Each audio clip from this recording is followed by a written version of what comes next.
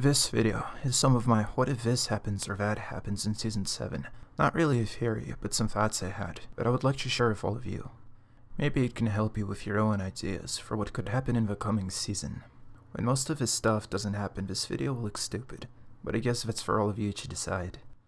Lady Brienne is of House Tarth, a noble family in the Stormlands. Her father is Lord Selwyn Tarth, Arianne and Alicent Tarth, both of which died as babies. Galladon Tarth was Selwyn's heir, but drowned when he was 8. Sir Andrew Tarth served at the Shadow Tower, until Lord Commander Mormont had him come to Castle Black to replace Sir Alliser in training new recruits. In a storm of swords, Sir Andrew died at the Battle of the Bridge of Skulls, which included nearly 1,000 wildlings and men of the Night's Watch. Lord Commander Jon Snow replaced Sir Andrew Tarth with Levers of the Three Folk. This leaves Lady Brienne as the sole heir of House Tarth, the island of Tarth, and the castle of Evenfall Hall. Lord Selwyn Tarth has some renown in the Seven Kingdoms. He personally trained Brienne to fight, and we know that she handles the blade well.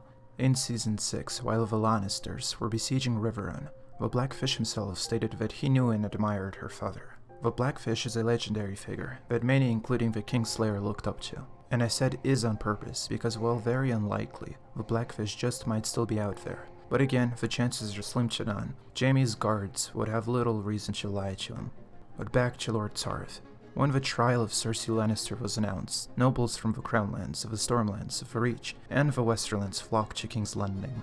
I believe we may have seen Lord Tarth at the trial.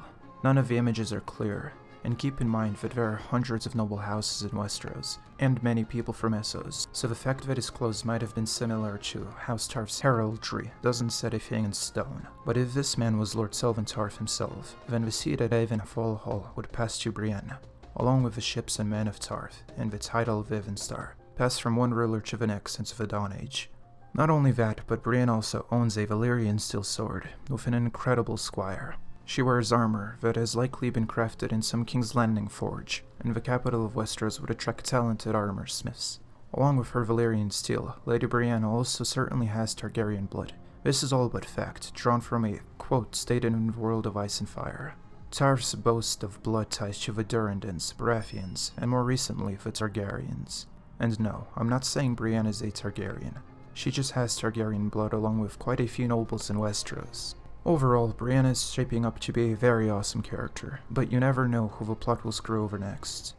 For the second part of this video, I would like to talk about the plan to capture a Wight or a White Walker. King Jon will need to convince the warring lords of the Seven Kingdoms that their true enemy waits beyond the wall, and nothing will make the lords see better than a living Wight, or better yet, a White Walker. We will almost certainly see Gendry return, and as pointed out by others in the Season 7 trailer, we see someone in furs wielding a warhammer. I firmly believe that House Baratheon will continue through Gendry as long as he gets legitimized.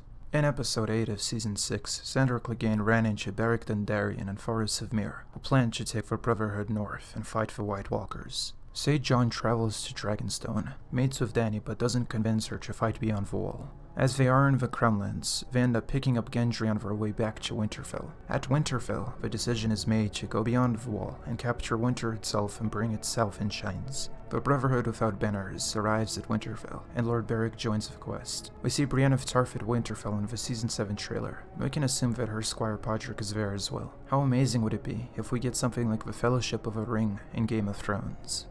Gendry, blood of House Baratheon, wielding a warhammer like his father Robert did. The Lightning Lord, wielding a flaming sword and the will to fight for the living. Forest of Myr, a red warrior priest with the power to bring back the dead. Brienne of Tarth, the Evenstar, a former Kingsguard, wielding a Valyrian steel blade named Oathkeeper.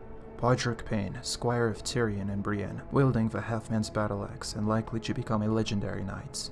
The Hound, another former Kingsguard, and a knight of House Clegane, Joffrey's mad dog. Tormund Giantsbane, a first man from beyond the wall.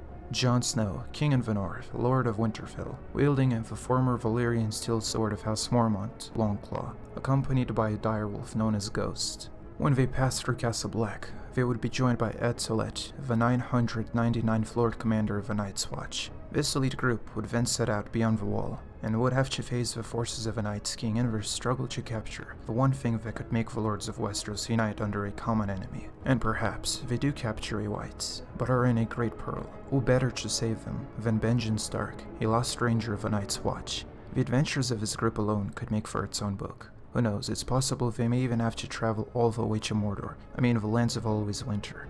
Anyways, thanks for taking the time to watch this. Just sharing my thoughts in the coming season. I've been Maester Atale, and I hope to see you soon. Have a nice day.